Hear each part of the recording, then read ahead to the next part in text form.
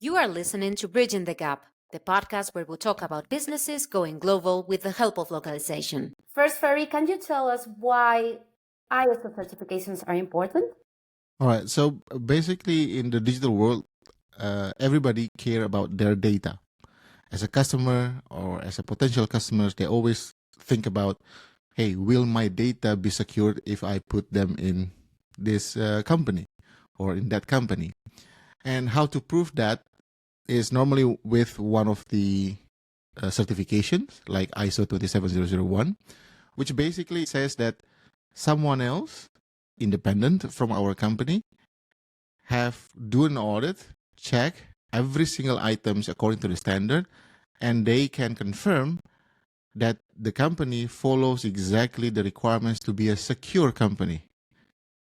So basically, this certification shows your potential customer, your existing customers, that as a company, you do care about security, you follow all the good practices in the security, and you make sure that the customer's data is protected, is secure, and is according to the laws and regulations in your country.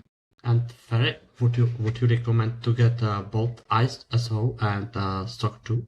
So in this case, I always mention what is your target customers, right?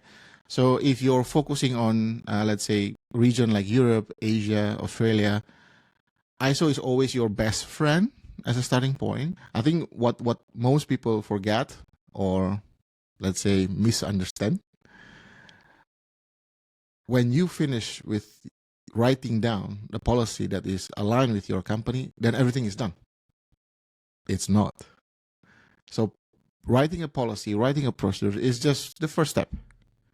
Because what is important is whether your company, all your employees understand and actually doing all what's written in the policies every single day.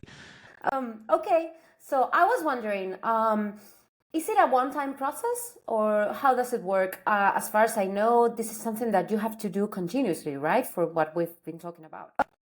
That is correct. So whether we are talking about ISO or SOC 2, one thing that people always need to remember, it's always an annual activities, right?